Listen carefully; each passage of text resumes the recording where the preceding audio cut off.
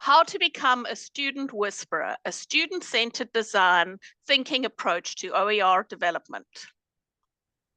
Hi, I'm Jako, Olivier, and I'm an advisor higher education at the Commonwealth of Learning based in the Greater Vancouver, Canada. We support higher education institutions and governments in terms of open distance learning, graduate employability, skills, authentic assessment, and open educational resources, or OER, across the Commonwealth nations. Hi, everybody. My name is Jacqueline Bock, and I am the Acting Head of Professional Development for Academic Development and Support, Teaching, Learning and Technology Unit, known as ADS-TLT, at the University of Namibia University of Science and Technology, or just in short, NUST. I work closely with course writers and all lecturers in designing course material and e-learning content, how I support lecturers and writers in designing, developing study material based on the AD module. Hi, I'm Kathryn Kure, founder of Data Miner, and I'm chapter lead of Creative Commons South Africa. I was the independent consultant appointed by Cole to facilitate 6 workshops at NUST over the course of 2 financial years to support open education. The call for papers for the Open Education Conference came out during the write-up of the final report, which was a total of 6 different workshops. And we felt there was such a richness in the entire experience, which we would be loath not to capture, and fitted in so well with the theme relating to student-centered practice, pedagogy, and resources, lessons learned. And Cole kindly gave us the permission to use the data and report. So thank you.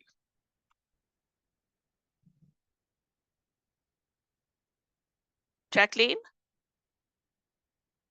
Colleagues, I'm going to give you a background of Cole and NUST. So the first set of workshops focus on the development of policies on OER, flexible and hybrid learning and employability, while the last focus on the enhancement of open and distance learning ODL with employability skills using OER. 10 OER courses were being developed across all faculties, which were to be shared publicly at no cost, but would also not lead to a degree credit. It was in the context of the last workshop that the need was identified to enhance these courses to be student-responsive OERs, taking into account the environment of poverty, inequality, and unemployment. The reason for the focus on pedagogy is that the course developers had either completed or were well on their way to completing the OER courses, while the deep subject expertise in the various domains of knowledge relevant of each faculty resides within the faculties themselves. Hence, what was advocated was a workshop focusing on cross-cutting concepts and experiential learning, which could add value to and benefit the participants over and above what is already known and practiced. This is effectively constructivist pedagogy based on the idea that knowledge is constructed during experience, such as real-world problem solving, and by reflecting on those experiences, according to Santos 2018.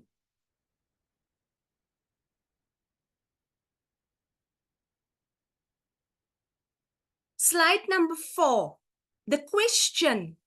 Our overall experiences, the content discussed at the workshop and our output gave rise to the question, how can online OER courses meet students' social development needs in a challenging environment?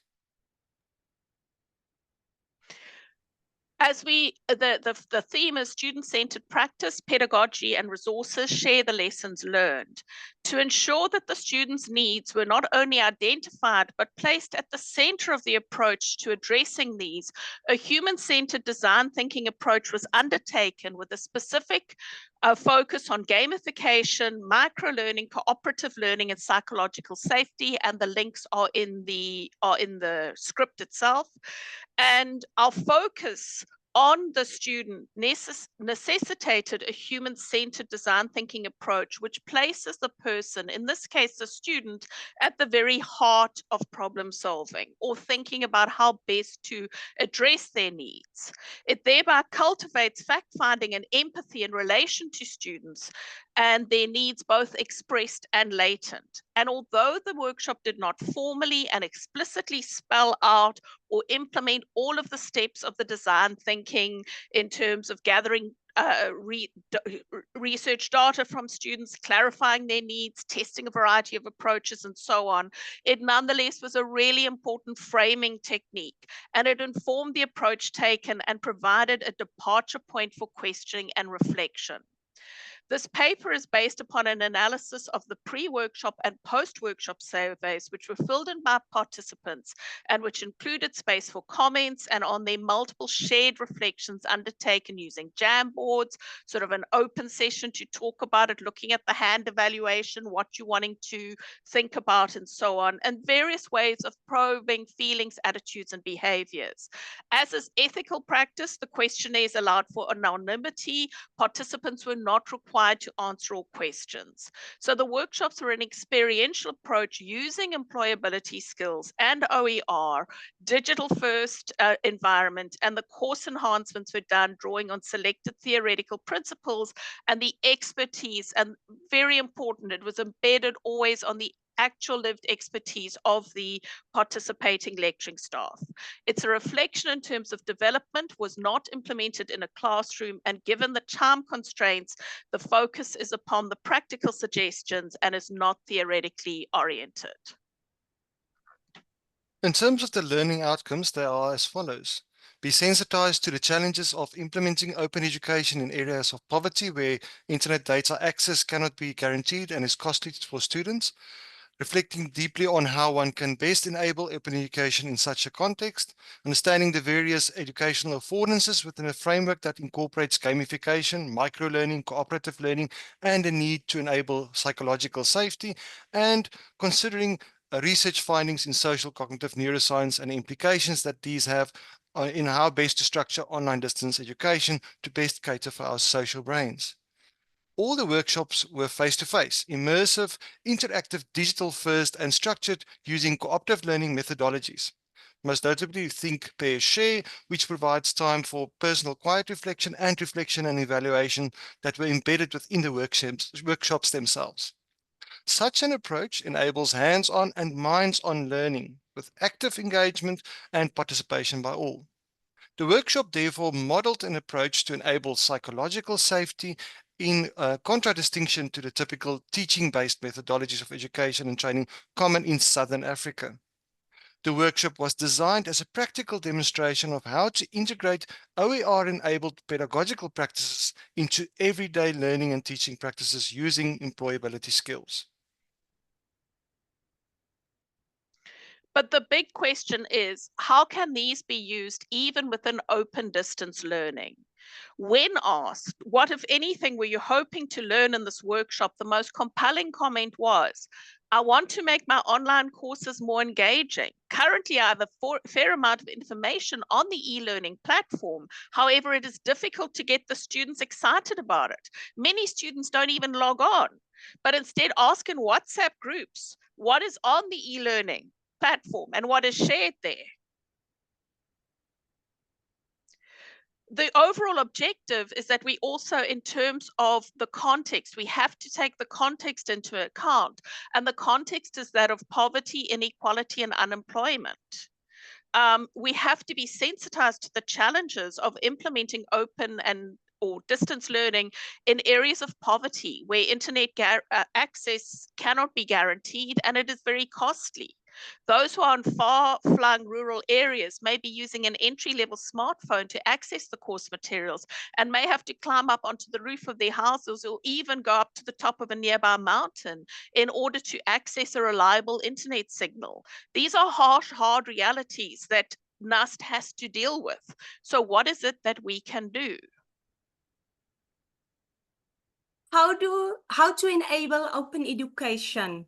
So in contexts such as in Namibia, we are used to dealing with a lack of resources and finding ways in which to grapple with deep inequalities. The internet infrastructure in most parts in Namibia is generally in a sorry state, either in the form of fiber optic cables or broadband networks. The National Planning Commission of Namibia describes one of the major causes of erratic and slow speed. Most students cannot afford the needed computers and smartphones to access the internet. That is according to statistics, the Namibia Statistics Agency, which is an issue in terms of access to needed instructional materials. Obvious practical first steps have to be with ensuring that the material are lean and not too flashy, not data heavy or load too much multimedia such that it will be too expensive for a student to access. So no purely decorative images and no large images. The learning management system itself must be capable of enabling open, inclusive education, which means supporting a mobile-first design philosophy that enables offline environments. The Moodle LMS has been chosen by NUST. It is free library and open source software. It caters for low and no bandwidth environments. It can work on a computer and also a mobile phone and work online and also offline, which keeps the data cost lower for the student. The final set of consideration focuses on pedagogical approaches. In terms of the educator as student, we found that across the course of the workshops, due to the immersive experience, the shift from a teaching-driven to a learning-driven approach amongst the educators and developers was completed by the last workshop. This was particularly relevant since the participants were drawn from all faculties and included a range of highly experienced as well as novice educators. While they were presented with an array of educational affordances, the focus was not just on content acquisition, but on active and direct engagement with self and others, and learning through doing. It was anticipated that various groupings would naturally gravitate to concepts that they were most familiar with. And we found that the instructional designers focused upon psychological safety, while the mathematicians and computer science department assigned themselves to gamification. And the participants eagerly and actively constructed tasks for themselves to complete in line with the key deliverables. In such a way, a community of practice was enabled in a fairly organic manner. With each group working in parallel through the papers provided, it also provided a great example of how to get through coursework quickly. However, the focus on enabling psychological safety was not just intellectual, but a lived practice in terms of the engendering of a sense of belonging within all participants in the workshop through fun activities such as breaking for action-oriented dancing, as well as giving each other and every individual time to reflect and present to everyone where crucial.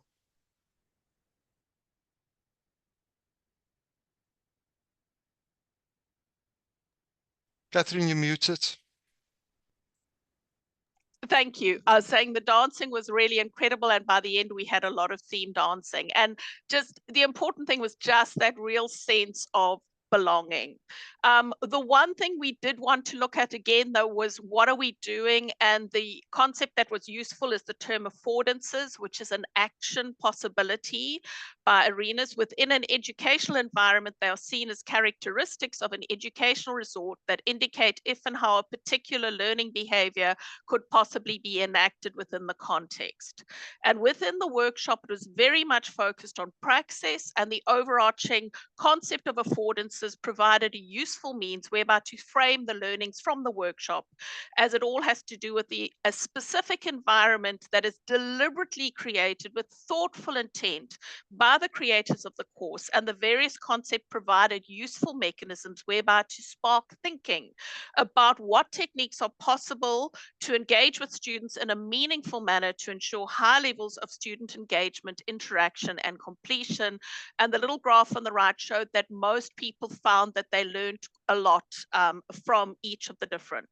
And all of the participants in the post-workshop questionnaires indicated they gained knowledge with regard to all the concepts taught, considered them important to use in future course development, and indicated that they were highly likely to use at least some of them. The one slide that participants really liked was a personal reconceptualization of the conditions needed for creativity to flourish. I envisage psychological safety as the kind of collaboration, as the soil which provides. It's foundational. So soil, like soil that nourishes the plant and without which no growth is possible, the role of collaboration within an environment is often neglected and overlooked, but it is fundamental to success. Content provides the seeds of possibility. Communication is the network or mycelium of roots that reach out. Critical thinking is like the leaves, drawing in nourishment and extracting what is needed from the environment, while confidence comes from a culture of support and scaffolding. It's scaffolding learners to success. And so creative innovation in this conceptualization is the flower or the fruit, the end product of this entire environment. Learnings. Then ask, what do you believe you learned from this workshop? There was a strong focus on psychological safety with comments such as these. One of the main concepts I learned is psychological safety, or that is now how I have the knowledge to ensure that I need to provide psychological safety to many students with a focus on how to really incorporate the concepts in my day-to-day job to improve the students' lives. And that it is possible to structure a quality course in Moodle or any other learning management system, because it allows instructors to design effective learning experiences and align with how students learn best. It is evident comparing the comments made pre and post the workshop that while the initial stated needs of the participants had been met, and more than met, their focus shifted. While they initially stated a need for practical knowledge in terms of implementation, learning how to, reflections after the workshops were all about their thinking that was challenged, about making a paradigm shift in relation to training. As stated by one of the educators, I need to change my teaching style. Also, when I conduct training in future, I will definitely incorporate what I've learned. To me, it will be a paradigm shift, unquote. In other words, the workshop was more than the sum of its parts. It was not provided practical how-to information only, but more importantly, through experiential learning, it enabled participants to be both immersed in and then reflect upon the kind of educational environment that would be important for them to create for their students, as shown in the comments.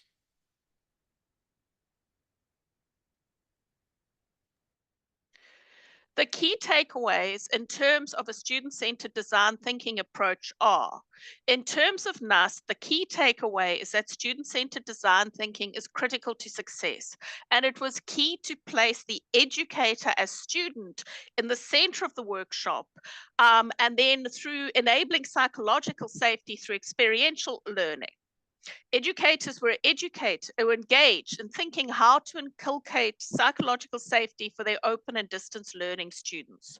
What we do know about psychological safety as a concept is that there are many different team cultures within a within which it can flourish and thrive, from the extremely noisy and interactive to very quiet teams. But the important focus is not on the specific technicalities, but on inculcating a particular sense of belonging. And these are critical employability skills which must be experienced and felt to have an impact. In relation to the Namibian context, there are many technical solutions for enabling open education to be truly inclusive and transformative, which take into account poverty and inequality, from the use of an LMS that allows asynchronous learning to being sensitive to data costs and creating your learning and teaching materials.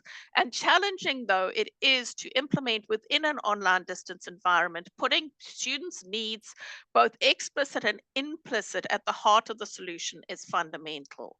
And finally, in relation to open education generally, all students everywhere, no matter how well-resourced, will benefit from a student-centered approach which understands us fundamentally as social brains for whom social connection is deeply important, as the rise of social media shows, and for whom establishing psychological safety to enable innovation and risk-taking are paramount. Challenging though it is to implement within the online distance environment, especially in a country of poverty and inequality, the importance is to adopt it. And I do note here that obviously within a next step, we'd be looking at students actually creating materials and so on, but do recall that this was that NUST at the very beginning of their OER journey.